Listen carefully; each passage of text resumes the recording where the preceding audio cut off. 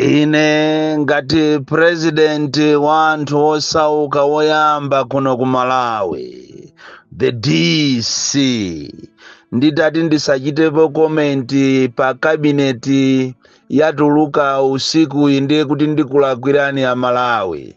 Ine nimangoyima pa chilungamo ndipo ndizapitirira kuyima pa chilungamopo olopo patavuta patatani.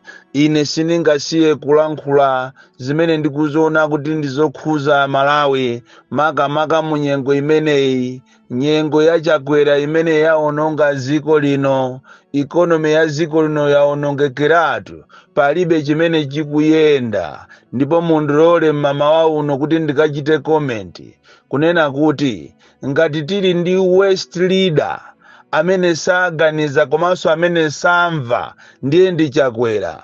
Chifukwa mmene iliri ikonomi ya dziko lino leroli ndi mmene dziko likuyendera muno Malawi, sinayembekezere kuti leroli tingamalandire nkhani, tingamamve kunena kuti President Chakwera ati wasintha ena mwa maunduna ake kapena wapanga kabineti reshuffle. Kabineti reshuffle ijanso ndikukakhala ya anthu 31 koma akuluakulu amene anatiloza ifeyo akuyenera kuti atikhululukire. Tikamanena kuti dziko ili ndi la mamafiya, Amalawi muzikhulupirira, dziko ili likulamulidwa ndi asatana amene sakuganizirapo kena kalikonse kokhuza mavuto a anthu. Makamaka mu nyengo ino imene fetereza kulibe, chakudya kulibe, ndalama forex kulibe, ndalama ya Malawi ingogwa deire. Leroli ndikupezeka kuti president ndi president ndikukatulusa nduna 31 mu ikonomi yovuta ngati imene iyi. Koma Kamuzu anali dolo. Kamuzu anali dolo koopsa. Chifukwa Kamuzu, nthawi ya Kamuzu amakhonza kukhala maunduna atatu kumusankha minister mmodzi. Kamuzu tu amene ndikungokhala ndi ma PS mwina awiri kapena atatu ochita run the ministry. Nthawi imene yoyo Kamuzu amakhala ndi Minister of Education, Sports, Youth and Culture. 3 ministries combined together. Ndikungokhala ndi ma PS ochepa kuti azichita run the ministry.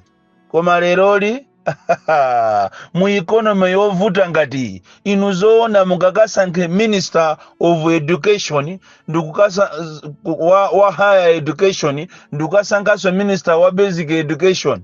Malawi momuno economy yake itiyo, mavuto ake ati, ziko lake liti, ziko lopempha, anthu amadalira kupempha, posachedwa pamunali kunja kukapempha mafuta azatenge. Leroli ndithu kukapanga matama ndikukasankha ama ministers 31 muziko lovuta ngati limene lili, ndalama ikungogwa mwachisisi. AMF ndi kutikaniza kutibwereka ndalama, ndiponso akuchita bwino kuti ndalamazo azizikaniza chifukwa ngongole zachuluka kwambiri. Maiko olemera ngati United Kingdom kuli 22 cabinet ministers only. Tikapita mu England, mu Wales, Northern Ireland, Scotland, koma kunoko tikasankhe ndithu ma ministers 31. Awiri ne serious. Tikamakuuza ni Amalawi kunena kuti ziko linolo likulamulidwa ndi mamafiya, muzikhulupirira. Ndipo kabineti iyi ma ministers awawawa angosankhidwa kufuna kukonzekera chisankho cha 2025. Iyi ndi bonasi kupasana ndalama. Kutero ngati anasankha ma ministers 2020 kuzafika lero osachita reshuffle, ndiye kuli banja awasankhidwa pano amusayembekeze kuti kukhalanso cabinet reshuffle yaye. As long as I know Chakwera ndi president wokumva zake zokha, ndiponso pena umati ukakhala munthu umazifunsa kuti kodi ameneyi akulamulira ndi iye kapena someone alipo ena aja akulamulira ndi amangomuuza zochita. Chifukwa it doesn't make sense kunena kuti mmene aliri Malawi ndiye tikasankhe ma ministers 31. Are we really serious? and ministers ena asankhidwawo ndi otengedwa muzipani za enyake. Of course the writing was on the wall, zimachita kuoneka, masainzi analipo, kalankhulidwe kawo ka anthu enawo amene asankhidwawo, kalankhulidwe kawo kamachita kudabwisa ziko, kunena kuti kodi awawawa akufuna anene kuti chani. Lero mukaona achisulu ali mmenemo, achambo ali mmenemo, achomanika ali mmenemo, musadabwe kwambiri iyayi. Iyi ndi cabinet yochita na reward, kupanga na reward kuti anthu akhale ndi ndalama zapamwamba, kufuna kuti wina aje aoneke ati abere zisankho. Iyi ndi cabinet yomvesa chisoni kwambiri. Kumaona anthu amene ali mmenemo umangozwa kuti yes, Satana adi anaenda wapasi m'Malawi muno. Chifukwa pamene tinkayembekezera kuti somano this time 2025 chakwera apanga zinthu zokupya, aonesa Malawi kuti he is a serious person. Oi, ndi pamene somano akubweresa mbwerera za mbwerera. And ma ministers ena wakuti ati akuchita act on a plane crash. Malamo kuti amange for taking a role imene anthu amalawi ndi okwiya kwambiri pa nkhani ya ngozi ya ndege. Malamo kuti amange akuti is acting on the plane crash report, akungowapasintha ndi kuwapasa ministry ina.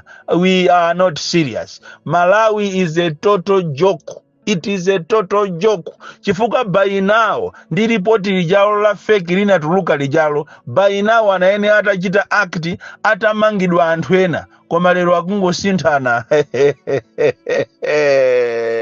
Koma ife amene anatiloza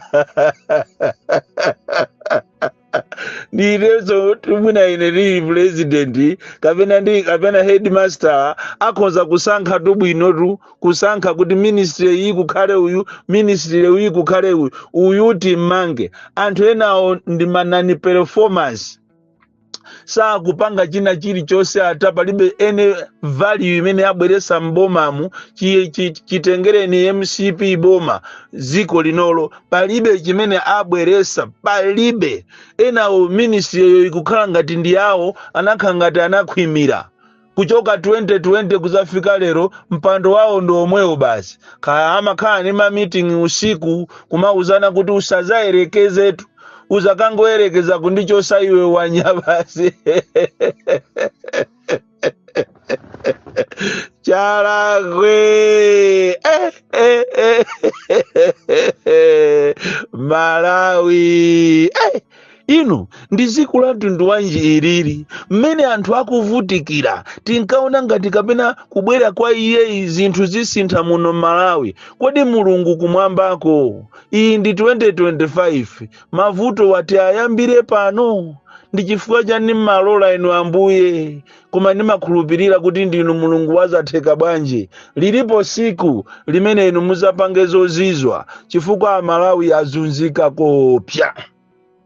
Kuyang'ana ku Ministry of Education, panopa tikunena panopa kulemba maziphunzitsi kukuchitika m'makanso, koma corruption ili imenemo. Ndipo zikanangosinthiratu kuti khalidwe imene likapena nchitidwe omalemba aziphunzitsi kuzera kuma assemblies yawo pa district, zimene zikanangotha, chifukwa zikuchita fuel corruption kopya. Kuti munthu alembedwe ndiye kuti agonedwe, ndiye kuti upereke ndalama. Tikapita kuna kuli district ina iliyonse kuti munthu alembedwe mphunzitsi, akumapereka ndalama za nkhani. Corruption ili pena paliponse. So tikanapemphaso kuti system yomalemba amaziphunzitsi kuzera ku ma district, ma assemblies apa district ina iliyonse zikanangotha. Chifukwa corruption anthu achita kuoneratu, kuba kwa mabwana anthu soina aonera zimene zikuchitika. Tikapita ku polisi kunde tapita ni pazombapa, mukaone aja amapita APMF amapita kukalondera ujeni njanje aja, pamene amene ajawo akungopita kumene kuja ngati ganyo, koma kuli bwana kuzombapo ku bwana wa PMF amene akulandira mamiliyoni kuchokera kwa anthu amene aja okagwira ntchito kujeni ku njanje ajawo, amene ajawo amene amakalondera njanje uko kuna yuchi uko amene aja amangopitako ngati anthu basi chabe ongoona kuti apita, koma ndalama zonse zikupita kwa bwana wa PMF wa Zomba, amalandira kumene koma 400 aliyense ochoka kumene koko amakapereka ndalama. Ngati sukupereka ndalama unya suzapitanso. Ziko la Malawi limene lolo, ziko la Malawi ziko lomvesa chisoni. Awa ndi awa sopano president ndi vice yache asokonekera, ntchito yawo sakuiziwa, akuona ngati ntchito yawo ndi yogawa chimanga. Mwagundikatu kumakalipira anthu, kumadaba kuti sopano ndi chani abale, kuwamangisa anthu ntchito yokuti ndi ya polisi. Mwathamangati kwambiri. Nimafuna ndikukumbuseni kunena kuti ntchito yanu ndi inu vice, ntchito yanu ndi inu president, ntchito yanu siyogawa chimanga.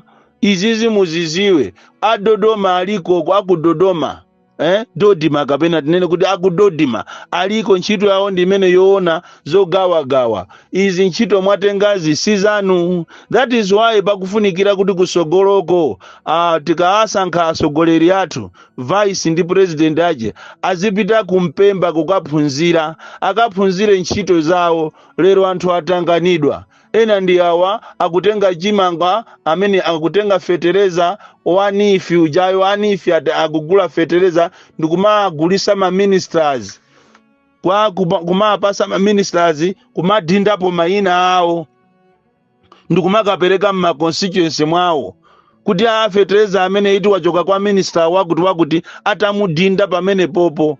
Koma ziko la Malawi anthu maudindo ndeta afuna, anthu kuti ziko liulamuliro ndeta ufuna. Uku mukumakonza maplani yanu obera, kwinaku mukumabera so zina zingati fetereza, ndalama za nifi, mungogawana nokha. Yes, ku Malawi nkangomva, koma ndaziona sopano. Ndaziona anachezera nazo. Izi ndizi tikuchezera nazo. Tinkaona ngati 2025 chikhala chaka chabwino, tiyamba ndi zabwino. Koma sopano ndezi ndi wesi. Koma ndikutha kuona masiku ochepa chabe amene akubwerawa Malawi muno muphulika bomba. Anthu sakhulupirira zimene ati azimvezo. Malawi muno muphulika bomba. Siti kunena tu bomba la ku Mozambiki iyayi, limene anthu amba kumathawa chifukwa cha nkhondo yoyiputaputa dala, imene songati siti samala idzachitika kuno ku Malawi. Tikunena pano kunsanje kwabwera anthu, abwera malo amene kulibe matoileti, kulibe zakudya, angopambukira pompo nimango konse kuli manyi okha kumeneko. Mwalamo kuti mukanathamangira kumeneko ngati boma kukathandiza anthu amene poganiziranso kuti nanu pamawa muthawa muli bize kuba basi. Mu 2025 ziko lomvesa chisoni lomasakana. Ena ndi awama musaka Samia Suleiman koma mistaken identity, kufuna kupha munthu olakwika MP wa kukalonga kumamuona ngati ndi Samia Suleiman. Ziko lomwe la Malawi limene limanenedwa kuti ati ndi ziko lomuopa Mulungu, lero mwayamba kumatumiza maasasinzi anu kumasatira anthu.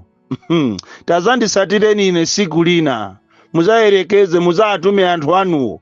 Awena akumaenda pa BBC, gamoto ilembeda BBC ijayo. Ena ndi aja NIS, muzatume azandisatire ineyo. Muzaone zimene titi ndizawapange. Ine ndine mwana woopsa kwambiri, wochokera kwa Kenneth Kavumbwe Mwanjeza, Fumu Njeza, Tiye Mabuka, Box 76 Mulanje, Malawi, Southern Africa, the DC.